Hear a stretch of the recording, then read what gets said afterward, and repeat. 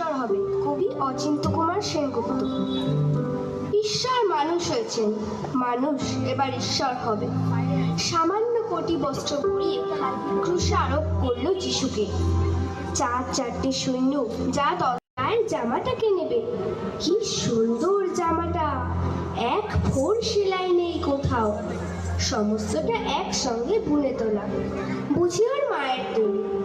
কিন্তু জামাটাকে তো ছিঁড়ে চার ভাগ করা যায় না। আর তারই ক্রুশের নিচে বসে জুয়ো খেলছে সৈন্যরা। নিপীড়িত মানুষের মাঝে কাঁদছেন ঈশ্বর। আমরা সেদিকে দেখছিও না তাকিয়ে। কে কোন ভোগ্যবস্তু আয়ত্ত করতে পারে তারই ফিকিরে বসেছে জুয়ো খেলতে। দুটি চোরের মাঝখানে রাখা হয়েছে যিশুকে। চরম মুহূর্তেও পাপীকে ত্যাগ করেন না যিশু। চরম মুহূর্তেও তিনি পাপীর প্রতিবেশী। একেবারে বাস্তব কাজটিতে পাদ্রী, পুরোহিত থেকে পথচারী সবাই গাল দিচ্ছে। কতই তো বলে বেড়াতে তুমি ঈশ্বরের পুত্র, কই দেখি নেমে এসো থেকে পুত্রত্ব দেখাও। আবার বলা বলি করছে যদি ঈশ্বরের পুত্র হতো নিশ্চয়ই ওকে ভালোবাসতেন, আসতেন সাহায্য করতে।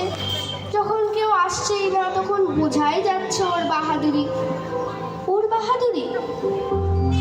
যদি যিশু আসতেন নেমে কি প্রমাণ হতো?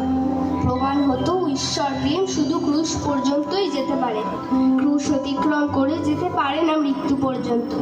যেন যতক্ষণ ক্রুশ বহন করে আনছেন ততক্ষণই প্রেম, যেই ক্রুশে বৃদ্ধ হলো আর প্রেম নেই।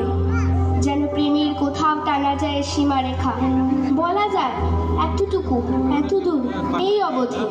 শুধু বাঁচালেই প্রেম, মারলে প্রেম নয়। এমন কি যন্ত্রণা আছে যা প্রেম কইতে পারে না?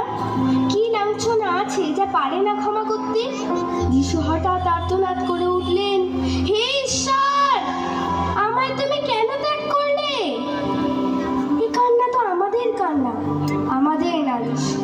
যিশু যদি যন্ত্রণার মাঝে প্রসন্ন হাসি মুখে বিদায় নিতেন নীরবে, আমাদের মনে হতো তিনি বুঝি আমাদের নন। ঈশ্বর হয়ে তিনিও ছেড়ে গিয়েছেন আমাদের। তিনি আর্তনাদ না করলে আমাদের কান্নায় তার কাদা হতো না, আমাদের রক্তে ঝরতো না তার বুকের রক্ত। মানুষ ঈশ্বরকে হত্যা করলো, মানুষকে বাঁচিয়ে দিলেন ঈশ্বর। মানুষ ঈশ্বরকে দিল নশ্বরতা, ঈশ্বর মানুষকে দিলেন অমরত্ব। ঈশ্বর মানুষ হয়েছে, মানুষ এবার ঈশ্বর হবে। ধন্যবাদ।